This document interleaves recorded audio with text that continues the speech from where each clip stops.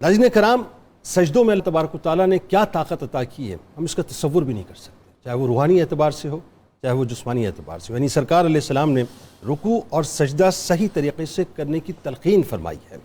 इसी तरह से नाज़रीन मैं आपको बताऊं कि अगर 10 मिनट तक आप प्रॉपर सजदा करें, 10 मिनट तक, तो आप तसव्वुर नहीं कर सकते कि कितना गैर मामूली इसका फ़ायदा होता है। कि हज़रत आयशा सिद्दीक़ा सलामुल्लाह अलैहा बयान करती हैं कि रसूलुल्लाह सल्लल्लाहु अलैहि वसल्लम सजदे को इस कदर लंबा किया करते थे कि सर उठाने से पहले 50 आयात कुरानी पढ़ सकते थे। हज़रत अली अलैहिस्सलाम फरमाते हैं कि अगर इंसानों को मालूम हो जाए कि सजदे में कौन कौन से फ़वाइद और कौन कौन सी नेमतें पोशीदा हैं, तो वो सजदे से कभी सर ही ना उठाएं। नाज़रीन कराम, पहले तो ये समझ लीजिए, और ये बहुत आसान सी बात मैं आपसे करने जा रहा हूँ, लेकिन इसके फ़वाइद को आप सुन के हैरान हो जाएं, अंगुष्ठ बदंदा रह जाएंगे। कि सजदा बुनियादी तौर पर आप जानते हैं कि 7 हड्डियों पर होता है, यानी 2 पैर की हड्डियाँ हैं, 2 घुटनों की हड्डियाँ हैं, 2 हाथों की हड्डियाँ हैं, और 1 नाक और माथे की जो हड्डी है नाज़रीन ये होती है। अच्छा, अब जब आप सजदा करते हैं तो ये ख्याल रखें बुनियादी तौर पे कि सजदा सिमट कर नहीं होता है, यानी पेट रानों से जुदा होना चाहिए, इसी तरह से रानें पिंडलियों से जुदा होनी चाहिए, आर्म्स करवटों से जुदा हो, और पाँव की उंगलियां जब मुड़ती हैं नाज़रीन, फोल्ड होती हैं 10 तो ये सुन्नत है, और ये क़िबला रू होनी चाहिए। अब इसका फ़ायदा क्या है कि जब आप उंगलियां प्रेस करते हैं, यानी जिस वक्त उंगलियां मुड़ती हैं, आप सजदे के आलम में होते हैं और वो प्रेस होती हैं नाज़रीन, तो आपके माथे का जो साइनस है नाज़रीन, ये साइनस जो है बुनियादी तौर पे ये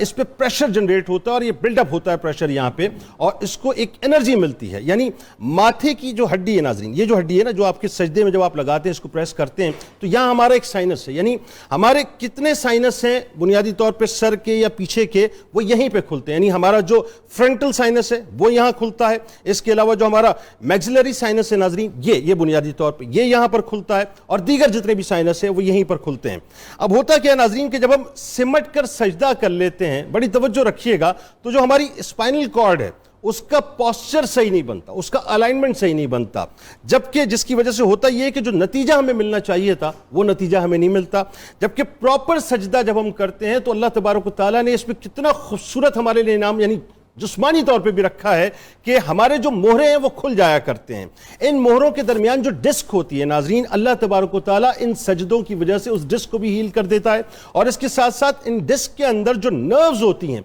अल्लाह तबारक व तआला उनको भी एक्टिव कर दिया करता है। और साथ ही जो हमारी ये C1 से लेके C7 तक जो सर्वाइकल्स हैं नाज़रीन, अल्लाह तबारक व तआला उनके अंदर नर्व्स हैं उनको भी एक्टिव कर देता है, और दिमाग के जरिए एक मैसेज पास ऑन होता है जो नाक को एनर्जी पहुंचाता है। यानी ये एहतमाम सिर्फ आपको 10 मिनट करना है सजदे का, लेकिन इसके हैरत अंगेज फवायद हैं। अब मिसाल के तौर पर नाज़रीन, बीमारियां मैं आपको बताता हूं कि किन किन बीमारियों का इसमें इलाज है। यानी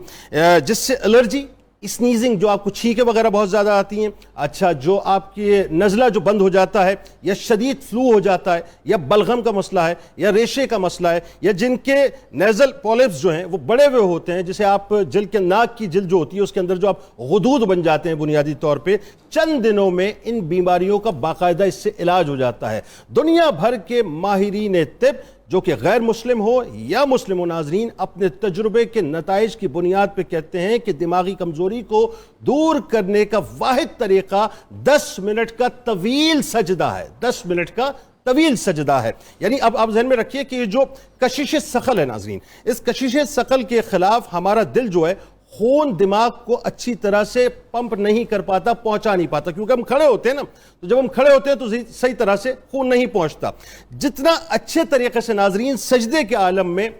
ये खून हमारे दिमाग के अंदर मुंतकिल होता है, यानी 10 मिनट के तवील सजदे से बड़ी बड़ी बीमारियों का इलाज इंसान कर सकता है। सजदा करने से खून का जो बहाव है वो जिस्म के ऊपरी हिस्सों की तरफ चला जाता है। सिर्फ सजदे की हालत में नाज़रीन दिमाग, दिमागी आसाब, आंखों और सर के दीगर हिस्सों की तरफ खून मुतवाजन हैसियत में पहुंचता है। सर दर्द जैसी तकलीफों से निजात मिलती है, जिससे बीनाई और कुव्वत समात की कमजोरी दूर होती है, ज़ौफ़ बसारत दूर होता है, आंखों की कमजोरी दूर होती है, और कानों के मसाइल भी खत्म होते हैं। आंखों के नीचे जो काले सियाह हल्के पड़ जाते हैं नॉर्मली नाज़रीन, उससे लोग बहुत परेशान होते हैं, वो गायब हो जाते हैं। याददाश्त सही काम करना शुरू कर देती है। साथ साथ जो दांत है और पूरा चेहरा नाज़रीन वो सैराब होना शुरू होता है, और रुखसारों पर जो झुर्रियां पड़ जाती हैं वो भी दूर हो जाती हैं, और बालों को जो बवक्त ज़रूरत खून मिलने से नाज़रीन सर के بال جو گرنے کا معاملہ ہوتا ہے وہ بھی اس سے کسی حد تک حل ہو جاتا ہے، اور جو بڑھاپا ہے